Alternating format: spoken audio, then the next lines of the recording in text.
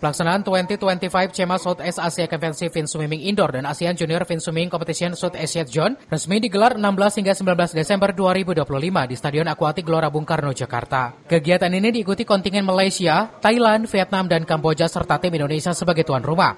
Kejuaraan juga dihadiri Ketua PB POSI Makruji Rahman dan Presiden CEMAS World Michael Gunnar. Ketua PB POSI Mahruji Rahman menyebut penyelenggaraan ini sebagai momen bersejarah karena untuk pertama kalinya kompetisi fin swimming tingkat Asia Tenggara digelar di Indonesia. Dirinya berharap seluruh atlet dan delegasi CEMAS mendapat pengalaman bertanding yang aman, profesional, dan sesuai standar internasional. Mahruji juga menyampaikan terima kasih atas dukungan semua pihak dan menegaskan bahwa kejuaraan ini adalah perayaan persahabatan dan sportivitas dalam memajukan olahraga fin swimming. Kejuaraan ini diikuti 186 atlet untuk kategori senior. Malaysia menurunkan 3 atlet, Thailand 1 atlet, Vietnam 21 atlet, Kamboja 5 atlet, dan Indonesia 24 atlet. Sementara untuk kategori junior, Indonesia mengikut sertakan 95 atlet, Malaysia 6 atlet, Thailand 5 atlet, Vietnam 25 atlet, dan Kamboja 1 atlet.